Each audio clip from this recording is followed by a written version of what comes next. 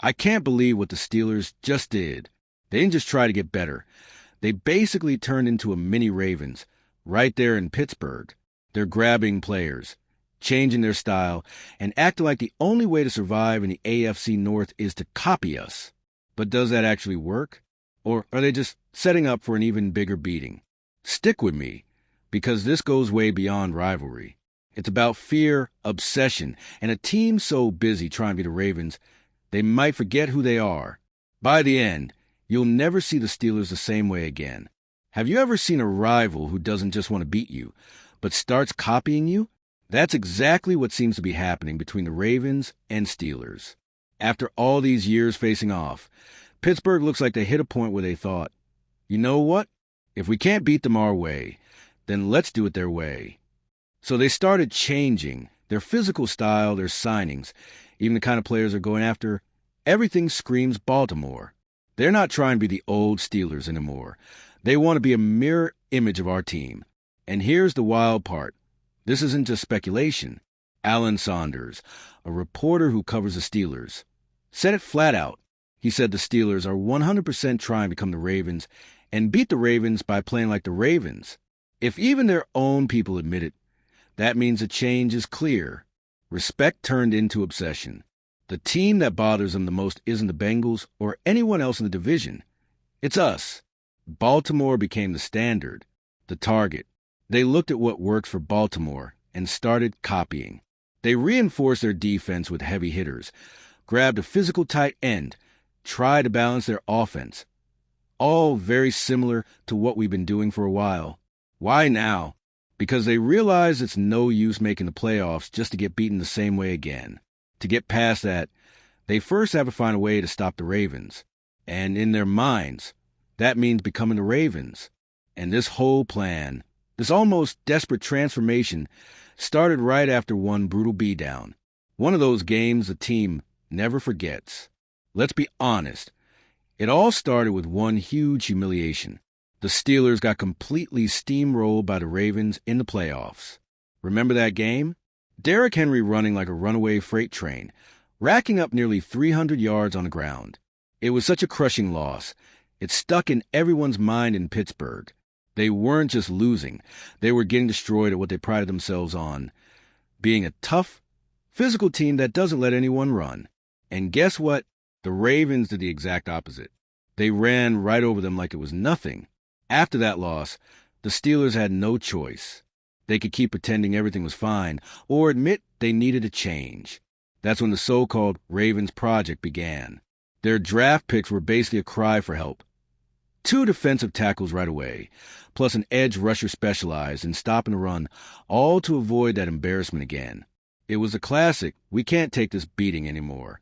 What's really striking is how deeply the Ravens game got into their heads. That game became a turning point that made Pittsburgh rethink everything. It wasn't just about beating most teams anymore. It was about making sure the next time they faced Baltimore in the playoffs, they wouldn't walk off the field with their heads down. They were willing to rebuild the whole roster if necessary. But it didn't stop there. They went even further, chasing players who directly belonged to the Ravens. And that's where the story gets even more interesting. The Steelers didn't just look inward to improve.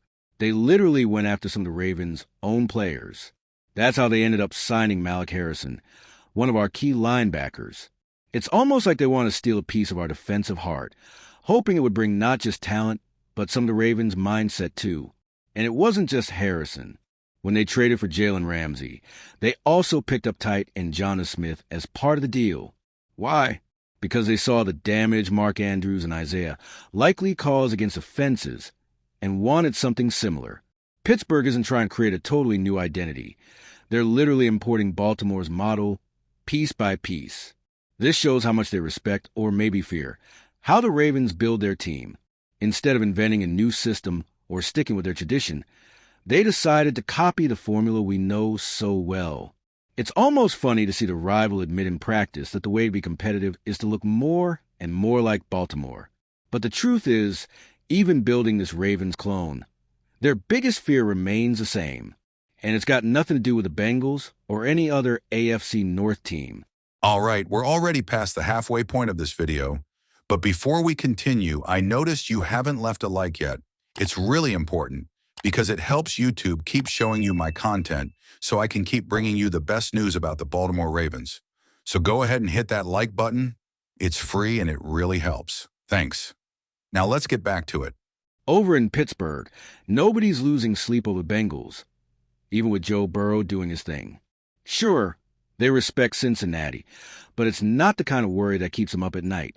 What really makes the Steelers uneasy, what twists them up inside, is thinking about the Baltimore Ravens. Alan Saunders, a reporter who knows the Steelers well, made it crystal clear. Inside Steelers headquarters, the conversation is always about Baltimore. The Ravens are the team they want to beat, the team they prepare all year long to face. That changes everything about how they build their roster. Every signing, every draft pick, every brutal practice. It's all done with one goal in mind: stopping the Ravens. It's no accident their defense was beefed up to stop the run. Their offense tweaked to be more physical, and they're hunting for strong tight ends. The Steelers are living Ravens 24/7. This creates a rivalry that's deeper than usual. It's not just wanting to win. It's an obsession. They're tired of watching Baltimore go further, tired of being the team that gets beat in the big games. So Baltimore became their measuring stick. If they can beat the Ravens, they believe they can beat anyone. Baltimore is the ultimate test, but wanting to copy is easy. Doing it on the field and surviving the Ravens' physical punishment, that's the real challenge. And that's where the mirror gets dangerous for them. Now, when these two teams meet again, the Steelers will look a lot like the Ravens.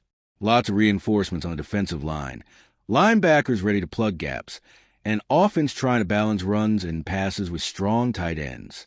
Basically, a Pittsburgh version of the Ravens. But here's the thing. Copying looks easy on paper. On the field, you have to take the hits. The Ravens aren't just a scheme. They're a culture, a team used to playing physical football, loving contact, thriving on that style of play. When it gets tough in the fourth quarter, the Ravens get stronger. The Steelers still have to prove they can do the same.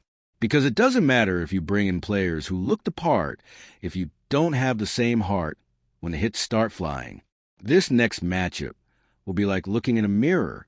They'll try to do what we do, and we'll see if they really have the guts for it. Maybe it'll be the most interesting game of the year because it will show if the Steelers really turned into a mini Ravens or if they're still far from it. And at the end of the day, no matter how much they copy, Baltimore remains the original, the team everyone tries to imitate, but few ever match. So that's it, flock. The Steelers can copy our style, but they'll never be the real Ravens. When the game gets tough, the difference shows, and we're ready to prove who runs the AFC North. Now tell me, do you think the Steelers are going too far trying to be like us? Or are they building a real threat? Comment below. I want to hear your thoughts. If you liked the video, hit like, share with someone who hates Pittsburgh too, and subscribe. See you next time. And if you, just like me, are passionate about the world of football and want to learn more about the Ravens' legacy, don't leave this video without sharing it with that friend who is also a Baltimore Ravens fan and will love this content. See those video suggestions on your screen?